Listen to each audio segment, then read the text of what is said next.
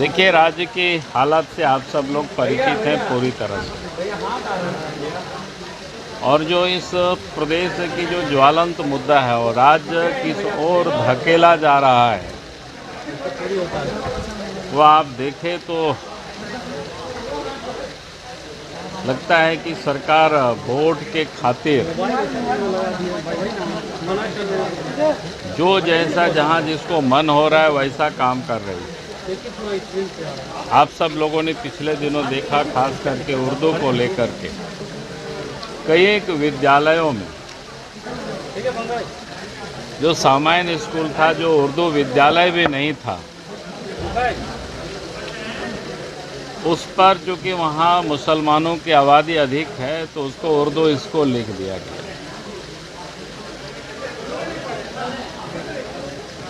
जहाँ आप सब ने देखा कि जो प्रार्थना या परंपरागत रूप से जो वर्षों से चली आ रही थी, उन प्रार्थनाओं को भी बंद किया गया। और जब भी कोई प्रार्थना करता है तो हाथ जोड़ करके प्रार्थना करता है, तो उसको भी आपने देखा होगा कि सब हाथ को जोड़ करके प्रार्थना को भी बंद कराना। और झारखंड में या पूरे देश में रविवार को छुट्टी है और ये वर्षों से चली आ रही। लेकिन जहाँ पर भी मुस्लिम आबादी अधिक है, उन क्षेत्रों में, और एक दो जगह नहीं, लगभग करीब पूरा जिलों में, और रविवार की जगह शुक्रवार को छुट्टी, और ज़बरदस्ती छुट्टी करवाने। और उसके बाद भी सरकार ने अभी तक कोई कार्रवाई नहीं किया। तो इससे साफ होता है कि भाई राज्य किस ओर जा रहा है और सरकार की मंशा क्या है। ये बिल्कुल गलत हो रहा है। हम सब लोग चाहते हैं कि भाई इन सारे मुद्दों पर चर्चा होना चाहिए, जिससे राज्य की जो सामाजिक ताना बाना है उसको बिगाड़ने की जो झारखंड में प्रयास हो रही है वो बंद होनी चाहिए। लेकिन सरकार को इस सब कोई सोचता नहीं है। सरकार उस पर और विधानसभा अध्यक्ष चर्चा करने को तैयार नहीं होते। अगर समाज की जो ताना बाना इसी प्रकार से तोड़ने की लोग कोशिश करेंगे और उस पर कोई कार्रवाई नहीं हो, तो इससे बड़ी और दुखद राज्य के लिए क्या हो सकता है। फिर आप सब ने देखा कि लगातार इन दिनों गौ तस्करी को लेकर के अखबारों की सुर्खियों में भी बनी हुई है। और हमारी जानकारी तो है, झारखंड में संथाल परगना की ओर से बंगाल के रास्ते भारी मात्रा में गौ तस्करी होता है और सरकार में बैठे हुए लोगों की संरक्षण में होता है, पुलिस के संरक्षण में होता है। और जीटी रोड से भी होता है, फिर बहरागोड़ा तरफ, कोल्हान तरफ से भी होता है, और रांची की घटना तोकोदाना की तो आप सबको पता है। तो ये जो झारखंड प्रदेश में जिस प्रकार से जो कानून को धत्ता बता करके जो इल्लीगल काम हो रहे हैं,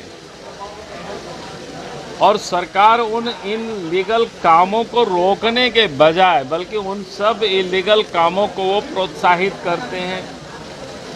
और जब इन सारे विषय पर चर्चा के लिए हमारे विधायक सदन में कार्यस्थगन प्रस्ताव भी लाते हैं, और हम सब चाहते हैं कि भाई ये ज्वलंत मुद्दा है। अगर इन सारे सेंसिटिव इशुओं पर अगर हम शत्रु मुर्गों की तरह सर छुपा करके रहेंगे तो राज्य की हालत बद से बदतर होती चली जाएगी। और इसीलिए हम सब चाहते हैं भाई बाकी सामान्य कामकाज तो चलते ही रहता है, उससे कोई किसी को कोई विरोध नहीं है। ये सबसे ज़रूरी है जो कि राज्य की समाज की जो ताना बाना को जो समाप्त करने की कोशिश हो रही है, और सरकार वैसे लोगों को प्रोटेक्शन दे रही है। और आज से नहीं, अगर आप याद करिए, जब हेमंत सोरेन के नेतृत्व में सरकार बनी थी तो पहली घटना कहाँ हुई थी? लोहरदगा में सीएए को लेकर के। जब उस वक्त सीएए के समर्थन में जुलूस निकाला गया तो फिर दंगा फसाद हुआ, एक प्रजापति मारे भी गए थे, ये किसी से छुपा हुआ नहीं। उसके बाद कोरोना काल में भी आप सब ने देखा, जो तबलीगी जमात के लोग आए हुए थे मजदूर कहा करके, और रात में उनको क्वारंटाइन करने के बदले बस का इंतजाम करके झारखंड सरकार के सीनियर मंत्री ने सबको झारखंड के बॉर्डर से बाहर निकाल दिया, अर्थात जो बांग्लादेश से आए हुए लोग थे कई तो पकड़ाए थे और बाहर कर दिए। तो ये किसी से छुपा हुआ नहीं। तो हमारी पार्टी चाहती थी ये जो गौ तस्करी है, ये जो जिस ढंग से राज्य में जो घटनाएं घट रही हैं, इस पर बहस हो, इस पर चर्चा हो, और ये सबसे ज्वलंत मुद्दा था। अब उन ज्वलंत मुद्दों को अगर चर्चा कराना विधानसभा अध्यक्ष नहीं चाहेगी तो स्वाभाविक है कि विधायक विरोध करेंगे। इससे बड़ी और ज्वलंत मुद्दा इस राज्य के लिए नहीं हो सकता है। बहुत बहुत धन्यवाद।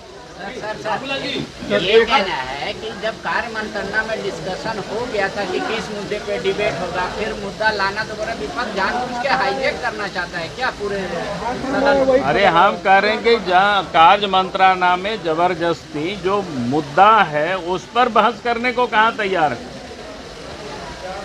जो हमने कहा कि सबसे ज्वलंत मुद्दा है, बाकी चीजें तो चर्चा होती रहेगी, उसमें कहाँ किसी को विरोध है, लेकिन जिससे देश की और प्रदेश की जो हार्मोनी और सामाजिक जो ताना बाना है, जो उसको बिगाड़ रहा है, समाज की जो समरसता है वो किस प्रकार से बिगाड़ रही है।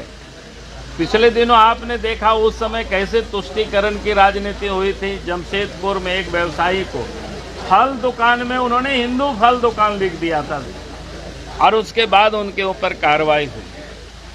तो आज आप सड़कों पर देखेंगे जगह जगह रहता है ना कि लाइन होटल पंजाब बिहार, या अमुक होटल रहता है शेरे पंजाब, या हिंदू होटल रहता है। क्या मतलब है? तो आप बिल्कुल साफ दिखता है। इसलिए हम लोग चाहते हैं भाई ये गंभीर मुद्दा है। बाकी आप चीज़ों की जो चर्चा जिसके बारे में वो कह रहे हैं वो सब तो सामान्य चीज़ें हैं, उसकी तो कभी भी चर्चा हो सकती है। उस चर्चा से हमारे कोई विधायक या पार्टी कहीं पीछे नहीं भागती है। बहुत बहुत धन्यवाद। सरकार को चिट्ठी जारी कर दिया है। अरे चिट्ठी जारी तो बहुत दिनों से जारी करते रही है, चिट्ठी से क्या अंतर पड़ता है? आपने ट्वीट किया है डीसी के बारे में। अरे हमने ट्वीट किया, उसका आप ऑडियो भी देख लीजिए। भाई एक डीसी को अगर कोई कंवरिया से वो खुद पूछ रहे थे और उन्होंने क्या बताया, कंवरिया ने बताया कि भाई बिहार का इतना लंबा लेकिन अच्छा था वहाँ की यात्रा, झारखंड में पीड़ा दे रही थी, कष्ट दे रही थी कि यहाँ कोई व्यवस्था नहीं है। तो उनको क्या कहते हैं? अरे डीसी कह सकते थे कि भाई हम सरकार को लिखेंगे या आपकी तकलीफ अगला साल हम दूर करेंगे, वो कह सकते थे आराम से। लेकिन वो क्या कर रहे हैं कि राजनीति कर रहे हो। भाई आप पूछ रहे हो, अगर उनकी तकलीफ है तो आपको बताएगा ही। तो ये तो विशुद्ध रूप से यार पहली दफा नहीं, वो डीसी तो कई एक दिनों से विवादित रहे हैं और इसीलिए हमने ट्वीट ही किया है और हेमंत सोरेन को भी टेक किया है कि भाई ऐसे अफसरों के ऊपर कार्रवाई होनी चाहिए। अजय कुमार कह रहे हैं कि ये जो झंडा तिरंगा बन रहा है, हर घर तिरंगा, ये चीन में बन रहा है। तो इससे क्या प्रॉब्लम है आपको? अगर तिरंगा पूरे दुनिया में फहरे और बने तो इससे बढ़िया और क्या होगा हिंदुस्तान के लिए। हम तो चाहते हैं कि भारत का तिरंगा विश्व में सदा ऊंचा रहे हमारा। बहुत बहुत धन्यवाद। क्या हमने क्या कहा? हमने कहा कि अगर हमारा झंडा विश्व में तिरंगा सदा ऊंचा रहे हमारा।